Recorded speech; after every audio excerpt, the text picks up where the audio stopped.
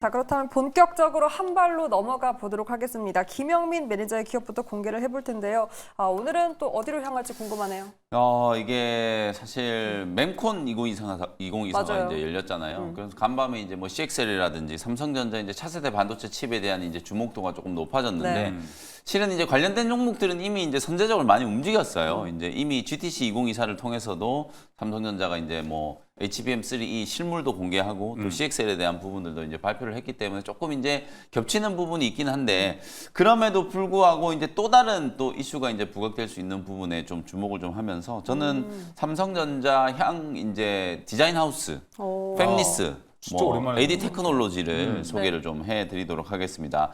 최근에 이제 특히 이 디자인 하우스나 팹리스 관련된 기업들의 주가가 낙폭이 굉장히 컸어요. 맞아요. 뭐 많게는 한 30%, 작게는 한 15% 정도 조정을 다 받고 이제 어저께 막판에 에이직랜드 같은 기업이 한 11% 정도 맞아요. 이제 또 급반등이 좀 나오면서 전체적으로 이제 반도체 소부장 종목들의 이제 분위기도 좀 살아나는 듯한 이제 모습이었는데 제가 굳이 이제 AD 테크놀로지를 오늘 이제 소개를 좀 해드리는 이유는 뭐 오픈에지 테크놀로지라든지 뭐 에이직랜드라든지 오히려 이제 AI 반도체와 관련된 이슈에서는 조금 더 이제 강하게 부각될 수 있는 다른 종목들이 분명히 좀 있습니다만 뭐 그럼에도 불구하고 오늘 조금 다른 차원에서 이제 얘기를 조금 드리고 싶은 게 있어서 AD 테크놀로지를 준비를 해왔고요. 과거에 이제 TSMC의 이제 디자인 하우스 파트너 기업 중에 하나였고 전 세계 이제 8개 이제 VCA 중에 하나였는데 TSMC랑은 이제 어찌 보면 이제 단절을 하고 국내 이제 삼성전자라든지 SK 하이닉스를 주요 고객사로 이제 편입을 좀 하면서 어찌 보면 시스템 반도체 쪽보다는 이제 메모리 반도체 쪽에 이제 비중을 좀 늘리려고 하는 전략으로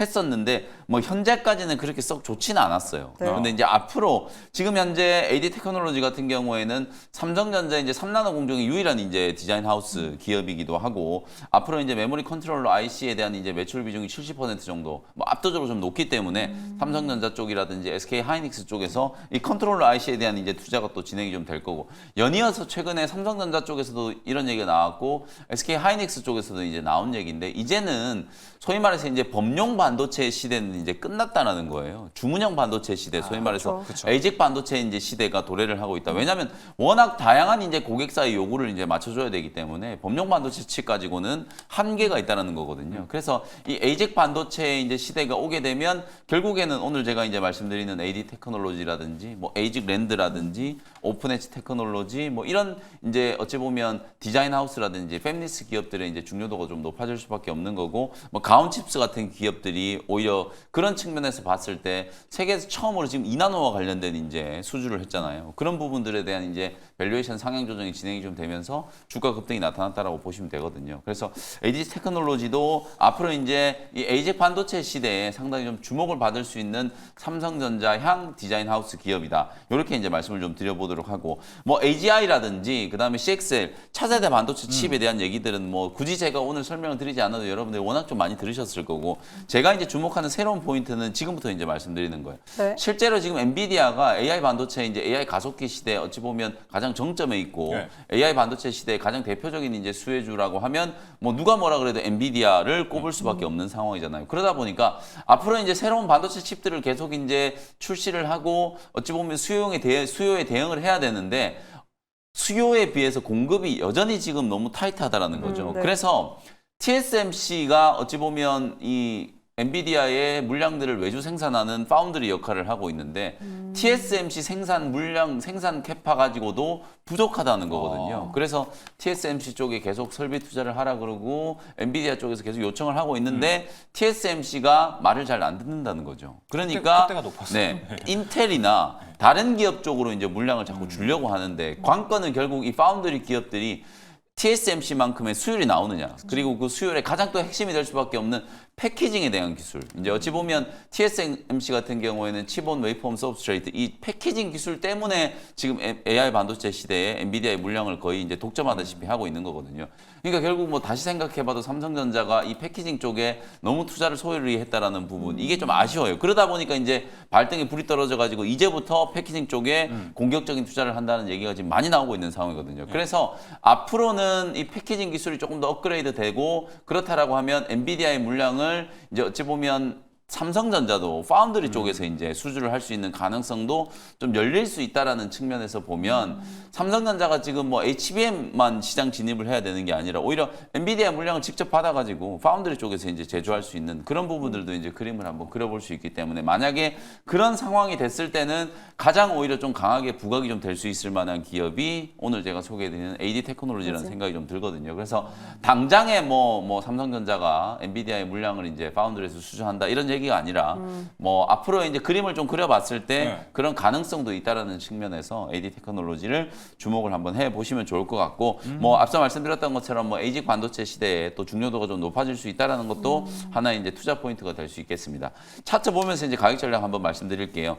AD 테크놀로지도 고점 대비해서 30%가 넘게 조정을 받았어요. 3월 초에 52,200원까지 이제 주가가 한번 급등을 했었다가 그때 이제 고점을 만들고 조정이 쭉 진행됐다가 어저께 이제 다 기술적인 이제 반등 양봉 전환 시도가 좀 나타났거든요. 에이징랜드도 차트 한번 보여드릴게요.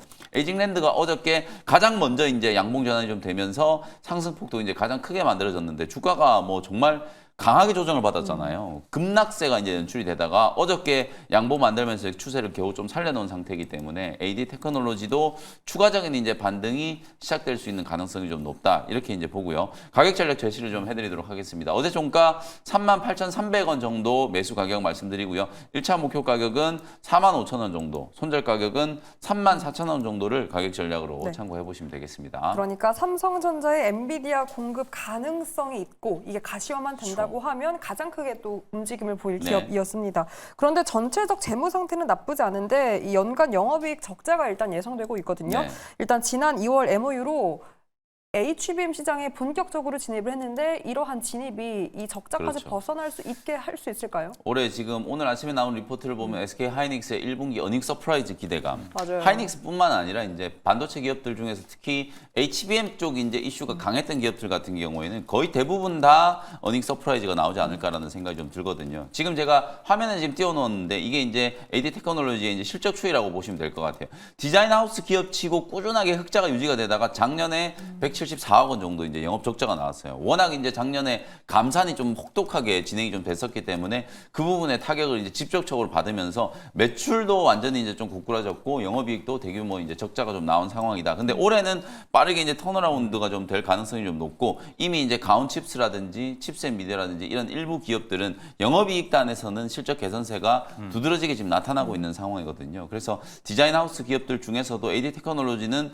실적 개선 속도가 좀 빠른 편에 이제 속한다 이런 측면에서 봤을 때 작년에 이제 적자가 좀 나온 부분들은 이미 이제 악재가 충분히 이제 네. 반영이 좀 된 부분이다 이렇게 이제 보시면 되겠습니다. 그래서 궁금한 건데 최근에 한발기업 때도 그렇고 디자인하우스 되게 많이 우리가 얘기를 나눴었습니다. 네. 근데 최근에 한 달 정도 디자인하우스 쪽에 대한 언급이 거의 없었거든요. 주가도 많이 빠졌고요. 네. 이게 하락한 이유가 실적이 뭔가 숫자가 안 나와서 되는 겁니까? 그렇죠. 실적에 대한 우려도 있고 너무 이제 AI 반도체 이슈가 이제 강하게 부각이 좀 됐다가 그 기대감, 엔비디아 주가도 지금 약간 좀 횡보하고 있는 맞아요. 구간이잖아요. 그러다 보니까 많이 이제 선제적으로 급등했던 종목들에 대해서는 차익 실현 물량이 좀 나올 수밖에 없겠죠. 근데 지금 살아있는 HBM 관련된 종목들 보면 PSK 홀딩스도 신고가 흐름이 계속 나타나고 있고 숫자가 나오니까. 테크잉도 뭐 끝도 없이 계속 상승하고 있잖아요. 네. 결국 그런 기업들은 숫자가 아주 빠르게 좋아질 거다. 제가 이제 한미 반도체를 말씀드릴 때도 설명을 드렸던 논리가 이 주가가 실적이 좋아지는 속도를 못 따라간다. 그 정도로 실적 개선 속도가 빠른 기업들은 뭐 하루가 멀다고 계속 급등을 하고 있거든요. 그렇죠. 근데 지금 디자인 하우스 관련된 기업들 같은 경우에는 아무래도 실적 개선이 그런 이제 직접적인 수주가 기록되는 장비 기업들보다는 뒤처질 수밖에 없기 때문에 엔비디아가 딱 고점을 치자마자 가장 먼저 차익 실현이 나온 쪽이 디자인 하우스라든지 뭐 팹리스 기업들이었다. 아하. 근데 이제 가격 조정이 충분히 좀 진행이 됐기 때문에 부담스럽지 않은 가격권이거든요. 그렇기 때문에 다시 한번 좀 접근할 수 있는 타이밍이 만들어지지 않았나 이렇게 말씀을 좀 드려보겠습니다. 알겠습니다. 자, 그러면은 이 디자인하우스 안에서 탑픽 기업들 VS 통해서 한번 해보도록 하겠습니다. 자, 에이징랜드와 가온칩스 같이 라인업에 준비가 되어 있습니다. 어디를 선택하면 좋을까요? 김영민 매니저님 말씀대로 이제 삼성전자가 또 그쵸. TSMC 관련해서 파운드리 공급 계약을 따낸다고 했을 때는 사실 AD 테크놀로지보다 저는 이제 가온칩스가 조금 더 세게 가지 않을까 좀 보고 있어요. 삼성향으로 갔을 때는 맞습니다. 어. 왜냐면은 삼성전자에 지금 12개 디자인 솔루션 파트너사, 디자인 하우스 기업들이 있는데 그 중에서 뭐 기술력이라든지 또 그리고 이제 비즈니스 성과 또 그리고 디자인 솔루션 개발 여러 가지를 평가해서 종합 1위를 차지해서 베스트 디자인상을 수상한 기업이 가온칩스예요. 그래서 결국 디자인 하우스 쪽에서는 이제 절대적인 기술력을 가지고 있는 기업이고 또 ARM과도 1년 만에 바로 이제 베스트상을 수상하면서 2년 연속 베스트 파트너상을 수상하기도 했습니다. 네. 그래서 가온칩스의 한 80% 인력이 대부분 다 이제 R&D 인력이에요.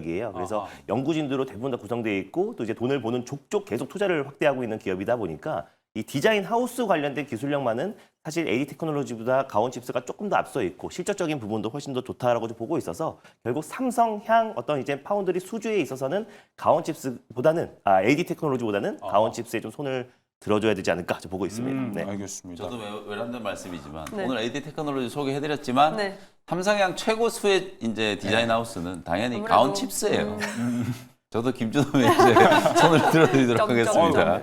네. 어려운 헷갈리는데요? 그러니까요. 그러니까 AD 테크놀로지를 이제 소개해드리는 이유는 제가 아까 말씀드렸던 것처럼 어찌 보면 이제 디자인 하우스라는 이제 포커스보다는 삼성전자가 추후에 엔비디아가 만들어내는 이 AI 반도체를 파운드리 쪽에서 이제 수주할 수 있는 가능성 그런 가능성을 이제 염두를 해뒀을 수가로 때는 올라가는 그렇죠. 걸로 AD 생각했을 테크놀로지가 때. 이제 또 수혜주로 부각이 좀 될 수도 있다. 그런 부분들을 이제 짚어드린 거고 전체 이제 구도에서 봤을 때는 당연히 가온칩스가 뭐 탑픽이 될 수밖에 없는 그런 이제 기업 사이즈가 이미 달라진 회사예요. 다른 디자인 하우스나 팹리스 기업들하고는 사실 비교 불가의 수준까지 지금 뭐 빠르게 지금 성장을 하고 있는 기업이기 때문에 뭐 그런 측면으로 이해하시면 될 것 같습니다. 매력 투자 포인트가 조금 다른 디자인 하우스에 대한 기업도 이야기 나눠봤습니다.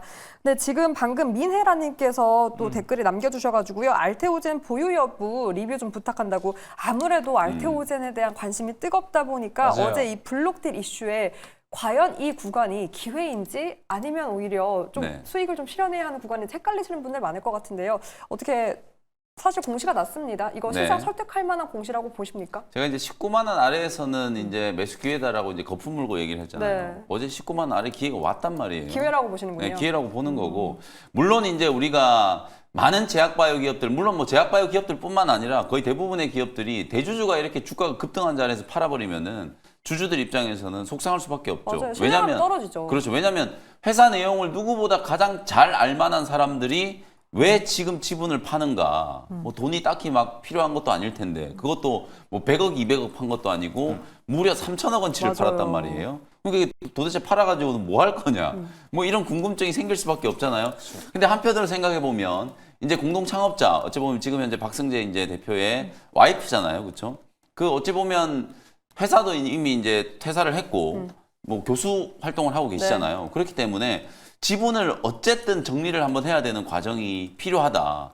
그렇다라고 하면 오히려 제가 어제도 그런 말씀 드렸는데 나중에 머크 외에 또 다른 막 빅파마들하고 막 계약하고 좋은 얘기들이 막 나올 때 그때 지분을 팔아버리면 오히려 지금보다 훨씬 더 안 좋은 분위기가 만들어질 수 있다고 보여지거든요. 어차피 한 번 정도 이제 소위 말해서 이제 엑시트, 공동 창업자, 지금 박승재 대표 지분도 뭐 2조가 넘어가는데 네.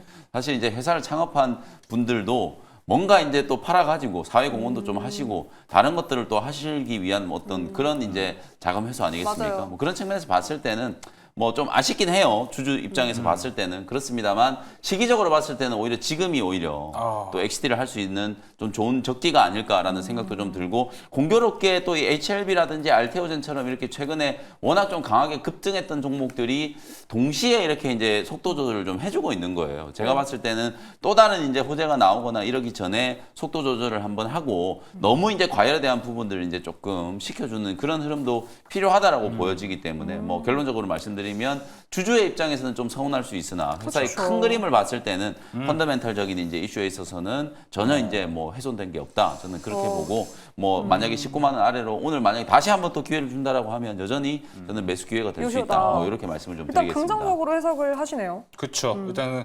펀더멘털에서는 훼손된 게 없다라는 이야기를 했었고 네. 김준호 매니저님은 네. 어떻게 생각하세요? 김현 매니저는 19만 원 선에선 기회다.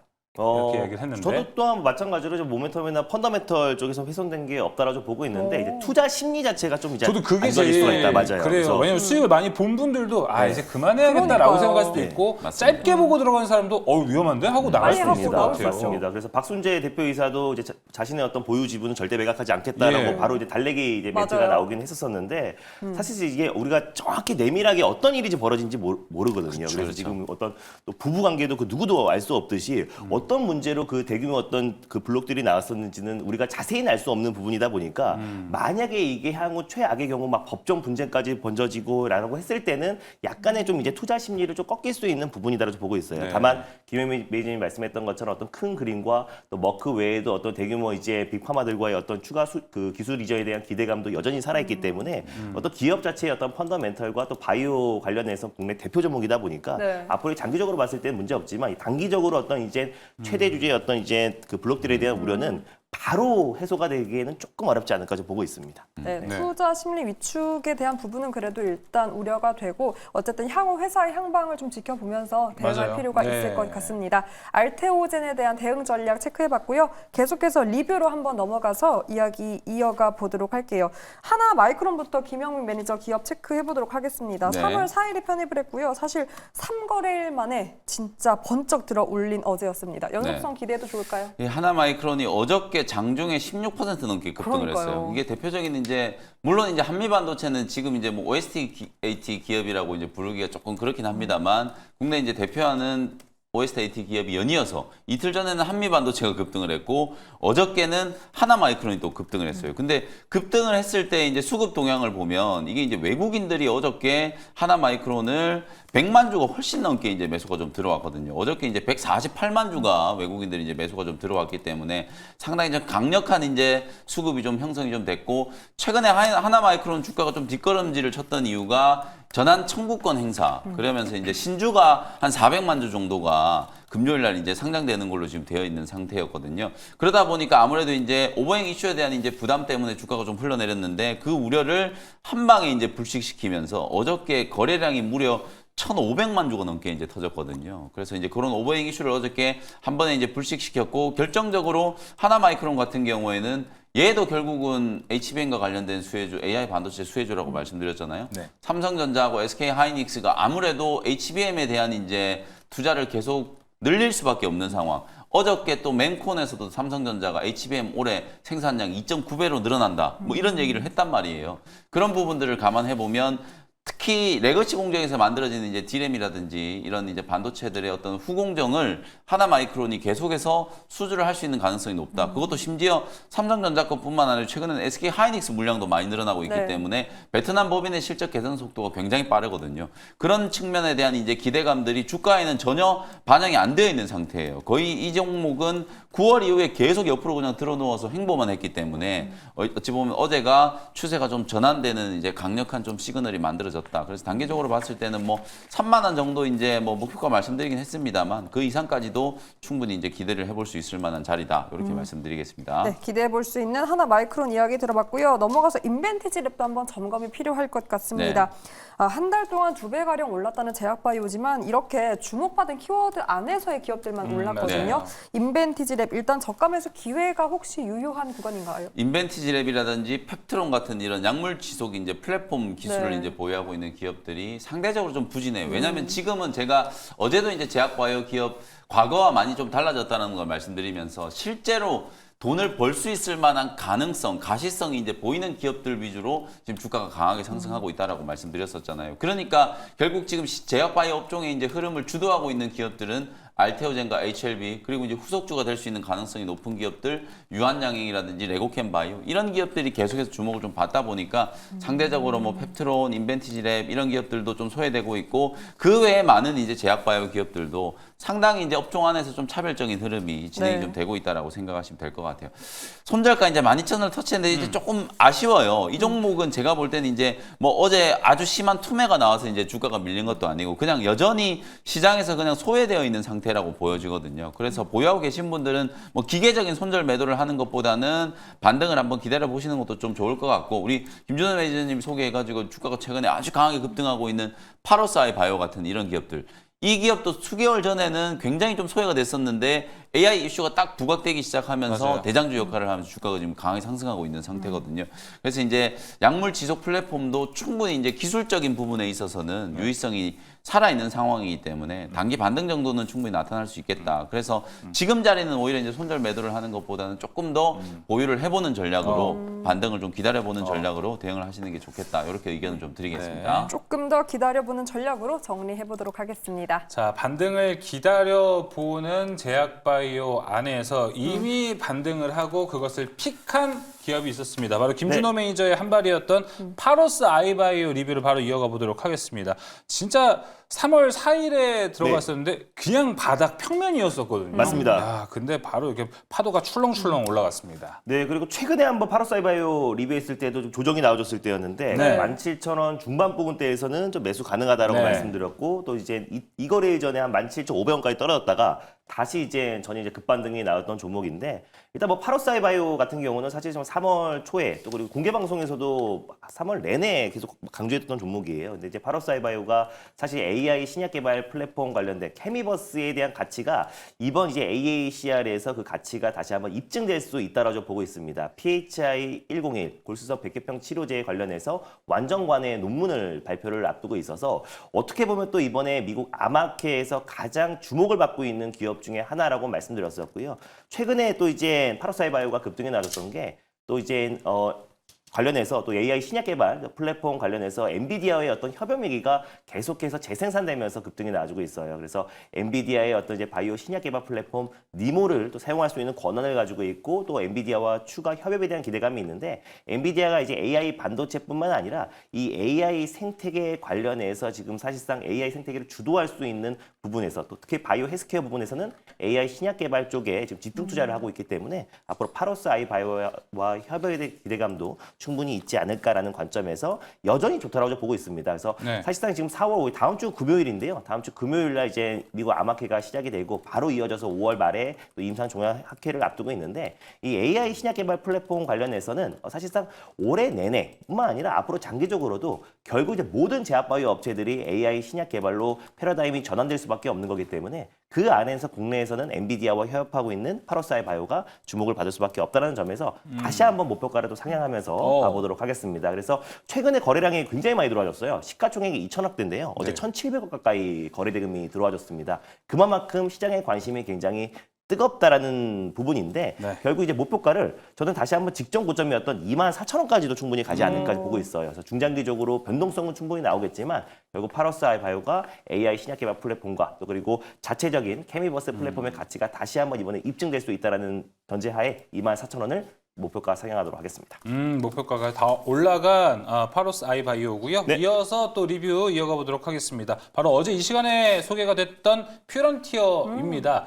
정말 좋은 모멘텀을 가지고 많은 기대를 했는데 어제 네. 시가가 최고가로 맞습니다. 들어간 맞아요. 바람에 수익률은 일단은 현재는 그렇게 높게 찍히진 않았습니다. 네. 그렇지만 기대감은 좋을 것 같아요. 좋아요. 그리고 또 사실 이렇게 나폭 과대 종목들은 그동안에 수많은 어떤 이제 매물들이 있을 거 아니에요. 정말 강력한 재료가 나와줘야 그 매물을 소화하면서 네. 반등 흐름이 나와주는 건데 사실 자율주행은 또 이제 시작이고 또 방금 말씀드렸던 대로 이제 테슬라의 어떤 이제 완전 자율주행 거의 가까운 또 이제 풀세플 드라이빙 FSD 12.3이 또 이제 1개월 동안 이제 무료로 배포됐다라는 거는 저는 시사하는 바가 굉장히 크다라고 보고 있습니다. 물론 김효민 매니저 말씀대로 어느 정도의 마지막 테스트다라고도 보고 있기도 하지만 결국에 사실상 이제 무료로 배포한 마당에 약간의 좀 오류라든지 또 그런 사태가 벌어지면 정말 잡음이 좀, 잡음이 예. 나면 큰일 나거든요. 그래서 어느 정도 지금 사실상 완벽에 가까운 또 이제 완전 자율주행에 가까운 어떤 자신감으로 우리가 볼 필요가 있다고 보고 있고 또 FSD 버전 12 이후에 앞으로 이제 자율주행 시장이 더욱더 빠르게 급성장한다고 했을 때는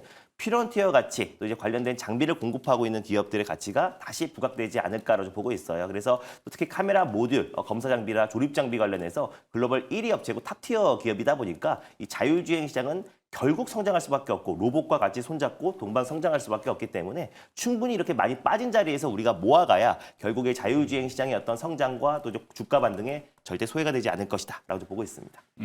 예, 알겠습니다. 자, 피런티어까지 같이 리뷰 들어봤습니다. 자, 그럼 이제 계속해서 김준호 매니저의 오늘의 한 발 바로 들어보겠습니다. 네, 오늘 한발 종목은요. 결국 이젠 AI잖아요. 그래서 AI 생태계 관련해서 또 수혜를 받을 수 있는 한 종목을 오늘 준비해 봤습니다. 예. 이 종목은 폴라리스 오피스라는 기업인데요. 그래서 소프트웨어. AI, 특히 이제 OS 관련해서 가장 이제 핵심이 되는 기업이다라고 보시면 될 것 같은데 관련된 기업들 중에서 이스트소프트가 있고 이제 한글컴퓨터가 있어요. 근데 주가 움직임 봤을 때는 이스트소프트가 좋은데 마찬가지로 이스트소프트도 최대 주주와 임원진들의 어떤 이제 대량 매도 또 이제 블록들이 있었습니다. 네. 그러다 보니까 투심을 회복시키는데 조금은 시간이 걸리지 않을까 좀 보고 있고 또 이제 한국컴퓨터도 이제 비자금 의혹 조성 관련해서 또 이제 그 사본 리스크가 있어요. 그래서 그런 부분들이 빠르게 이제 수급이 개선되기에는 좀 이제 딜레이가 될 수밖에 없는 요소다 보니까 오히려 반사적으로 또 이제 폴라리스 오피스가 또 이제 OS 관련해서 가장 또 큰 수혜주가 되지 않을까. 또 오피스 앱 중에서는 또 최근에 중국에서 이제 마이크로소프트라든지 인텔 또 그리고 관련해서 또 사용을 자제하자라는 이제 공고 조치가 나왔잖아요. 그래서 관련해서 국내 기업들이 또 이제 반사 이익을 또 얻을 가능성이 높다라고 보고 있고 이미 폴라리스 오피스 같은 경우는 다른 건 몰라도 이 미래 모빌리티 또 그리고 자율주행 또 자동차와 연동되는 오피스 앱 중에서는 사실 단연 탑티어 기업이다라고 보고 있어요. 그래서 글로벌 가입자 수만 1억 2천 명이 넘어선 상태이기도 하고요. 가장 중요한 거는 이제 최근에 뭐 GPT 스토어에도 또 이제 SDK 소프트 제작 키트를 또 출시를 하기도 했고 그러다 보니까 또 이제 오픈 AI의 어떤 이제 GPT 스토어 관련해서도 최대 수혜주로 부각되기도 했는데 이 기업은 또 테슬라와도 연동을 하고 있습니다. 서비스 연동하고 있는데 테슬라에도 오피스 앱 또 이제 자체적으로 개발한 오피스 앱을 테슬라에 작년 10월부터 이제 공급을 했기 때문에 또 이제 이번에 완전 자율주행에 가까운 풀셀프 드라이브 12.3이 공개됐다고 말씀드렸잖아요. 관련해서 폴라리스 오피스 앱의 수요가 더욱더 증가할 수밖에 없다고 보고 있고 글로벌 선도 기업 테슬라가 또 이제 폴라리스 앱을 선택했다라는 거는 앞으로 이제 국내 뿐만 아니라 국내외 완성차 업체들이 폴라리스 오피스를 또 이제 관택할 또 선택할 가능성이 굉장히 높다고 보고 있습니다. 실적 또한 너무나 잘 나와서요. 또 이제 작년 매출액이 연간 최대 매출액이 나와줬어요. 그래서 영업이익도 62억, 당기순이익도 244억으로 277%, 또 그 당기순이익은 91%.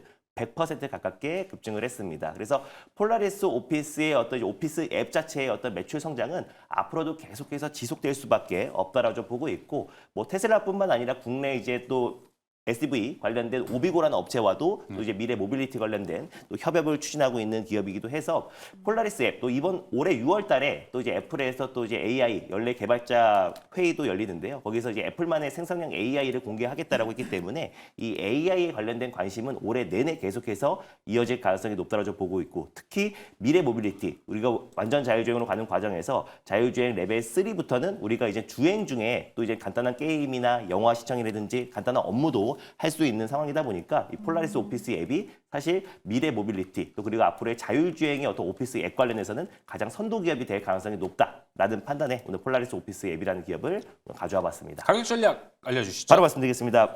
매수가는요. 네, 어제 종가가 6,880원에 끝났는데 살짝 시간에서 내려왔더라고요. 그래서 6,840원을 매수가로 말씀드려보도록 하겠고요. 목표가는 8,500원, 손절가는 5,800원 말씀드려보도록 하겠습니다. 네, 오랜만에 또 AI 소프트웨어 기업이 네. 나왔습니다. 물론 테슬라발 호재도 있지만 테슬라조차도 요즘에는 그러니까 P와 Q에 대한 부담감도 맞습니다. 있고요. 저는 이렇게 소프트웨어가 주춤하는데 과연 동력을 우리는 어디서 찾아볼 수 있을까가 그 부분이 제일 궁금해요. 네, 최근에 이제 폴라리스 오피스 같은 경우는 사실 최근에 이제 챗 GPT 이후에 소프트웨어 기업 중에서 가장 또 강하게 올라갔던 종목 중에 네. 하나인데 실적이 말해주지 않나 보고 있어요. 아까 맞아요. 말씀드린 대로 연간 최대 매출이 나왔고요. 또 그리고 상대적으로 이제 경쟁사들이 아까 말씀드렸던 뭐 사법 리스크라든지 뭐 대주주 블록들에 대한 어떤 우려감으로 투심이 많이 안 좋은 상태이다 보니까 국내에서는 사실 폴라리스 오피스 앱이 특히 자동차에 관련된 또 자율주행에 같이 연동되는 오피스 앱 중에서는 단연 최고가 아닐까 보고 있어요. 그래서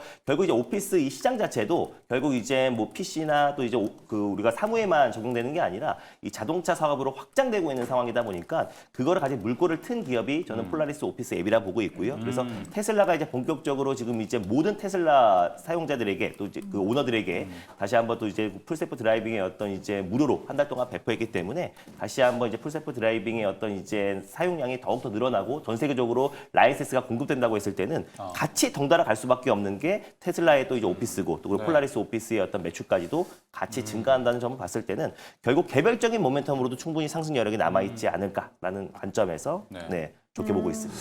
리스크가 있어도 그 부분에서 좀 자유로운 게 폴라리스 오피스로 볼 수 있을 것 같습니다. 네. 실적 또한 있고 테슬라 기대감도 가져가는데 이 안에서 또 AI 소프트웨어 한번 VS를 통해서 옥석 가려보겠습니다. 폴라리스 오피스 있고요. 아까 리스크가 있다는 한글과 컴퓨터를 넣어봤습니다. 있어도 사실 주가는 움직이긴 했었으니까 네, 그렇죠. 봐야 될 것 같고요.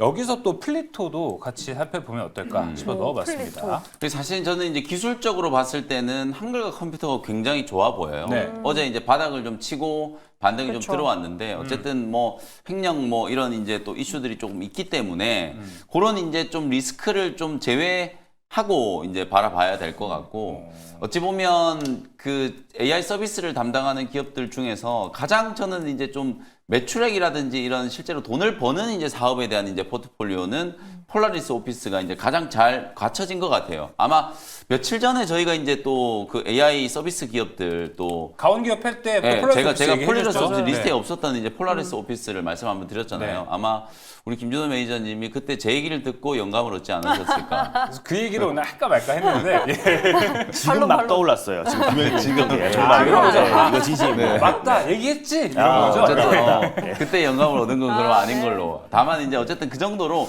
회사 내용이 지금 방금 말씀하셨던 것처럼 우리가 이제 자율주행도 자동차 안에서 뭘 할지 제가 그걸 말씀을 좀 드렸었잖아요. 앞으로는 자동차 안에서 게임도 하고 영화도 보고 업무도 이제 봐야 되는데 그 업무를 보는데 내가 직접 막 마우스를 가지고 어쩌고저쩌고 막 이렇게 엑셀도 하고 이렇게 하지 않고 예. 말로 하면 알아서 다 해주거든요. 다 만들어주기 때문에 AI가 이제 그런 식의 서비스들을 이제 구체적으로 실현시킬 수 있는 네. 그런 이제 플랫폼을 이제 보유하고 있는 기업이 폴라리스 오피스 그리고 이제 번외긴 합니다만 중국에서 이제 마이크로소프트 소프트웨어 쓰지 말라 이런 이제 움직임이 또 있잖아요. 네. 그래서 이제 좀 반사수혜 이런 것들도 아마 부각이 조금 되면 우리가 이제 CMO 기업들도 그 이슈 때문에 부각이 한번 되면서 종목들이 강하게 급등을 한번 했었기 때문에 폴라리스 오피스도 아마 네. 그런 식의 이제 또 모멘텀도 자극을 한번 받지 않을까. 그래서 예. 탑픽은 폴라리스 오피스로 선정을 한번 해보겠습니다. 예, 알겠습니다.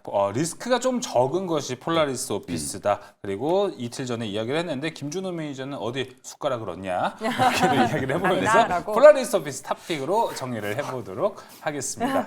네, 현재 코스피는 약보 합권 그리고 코스닥은 강보 합권 출발이 예상되고 있는데요. 예상 체결가를 보면 오늘은 삼성전자 발이 움직이지 않을까 하는 기대감이 일단 반영되고 있는 듯합니다. 어떻게 개장 전략은 뭐가 필요할까요? 일단 뭐 어제 이제 맹콩과 관련된 이제 기사들이 워낙 많이 나와서 이슈는 이제 조금 된 것 같은데 너무 이제 그 또 단계적인 모멘텀에 여러분들이 또 집중하는 것보다는 네. 이제 앞으로 요번 주 지나고 나면 당장 이제 4월은 또 1분기 실적 시즌이 시작되는 시기이기 때문에 반도체와 또 제약바이오 이런 종목들 중에서 실제 이제 실적에 대한 모멘텀이 부각될 수 있을 만한 기업들을 위주로 좀 선택과 집중을 좀 하시는 게 좋겠다. 뭐 하이닉스나 삼성전자 이제 대형주들도 워낙 강합니다만 그 아랫단에 있는 중소형주들 종목들 쪽으로 수급 쏠림이 이제 조금 해소되는 국면이 만들어진다. 지금 현재 우리나라 이제 원달러 환율이 가장 좀 중요한 맞아요. 변수거든요. 맞아요. 엔화가 이제 일본에서 어찌 보면 제로금리를 탈피했는데도 불구하고 엔저가 아주 더 심해지고 있잖아요. 그것 때문에 지금 환율이 지금 올라가고 있는데 일본에서도 이제 구두 개입이 분명히 있었거든요. 그러면 이제 환율이 좀 떨어지면서 전방위적으로 우리 시장에 이제 또 중소형주에 대한 투자 심리도 좀 좋아질 수 있는 상황이기 때문에 대형주 수급 쏠림이 해소되면서 중소형주 쪽으로 이제 수급이 옮겨가는 흐름들, 그걸 이제 좀 오늘 오전장 포인트로 보시면 될 것 같습니다. 네. 자, 김준호 매니저님 오늘 개장 전략 좀 어떻게 보시나요? 최근에 시장이 좀 강력한 모멘텀이 없다. 모멘텀이 맞습니다. 부재됐다는 얘기가 많이 나옵니다. 섹터별로 뭐 한두 종목씩 반등 네. 나와주는 것 같아요. 저는 이제 반도체 섹터에서도 이수페타시스만 거의 뭐 상승 맞아요. 흐름이 나와주기도 했고 제약바이오 섹터 안에서도 뭐 삼천전자제약이나 일부 종목들만 반등이 나오는 시장이라서 난이도가 좀 있는 시장이 아닐까. 다만 그날 시세가 이제 분출되는 종목들을 잘못 들어가면은 보통 1일차로 좀 끝나버리는 시장이잖아요. 그래서 결국 저는 뭐 지금 최근에 SK 하이닉스나 삼성전자의 어떤 수급 쏠림 현상 현상으로 인해서 지금 이제 코스닥 시장이 상대적으로 좀 재미없는 시장이 연출되고 있는데 결국 그 수급은 코스닥 증시 또 성장주 중심의 수급이 확산될 수밖에 없다고 봐요. 그래서 이번 주에 또 PCE 지표가 발표되는데 시장 예상치에 부합하는 수준만 나온다고 하더라도 결국 성장주 중심의 저가 매수세가 강하게 유입될 수밖에 없다라고 보고 있습니다. 그래서 만약에 이제 우리가 중소형주, 뭐 AI 반도체라든지 뭐 제약바이오, 또 로봇주를 들고 있다라면은 당연히 내 차례를 가만히 기다리면 되는 거지. 또 그날 그 안에서 한두 종목 어떤 뉴스의 수반에서 올라가는 종목들을 무리하게 들어간다고 했을 때는 오히려 본격적으로 성장주 반등이 시작됐을 때 또 소외될 가능성이 높고 차익 매물이 출회될 가능성이 높기 때문에 그런 부분만 조금 우리가 조심할 필요가 있다고 보고 있습니다. 네, 알겠습니다. 자, 오늘 한 발은 이제 여기서 마무리해 보도록 하겠습니다. 지금까지 MBN골드 김영민, 김준호 매니저와 함께했습니다. 오늘도 감사합니다. 고생하셨습니다.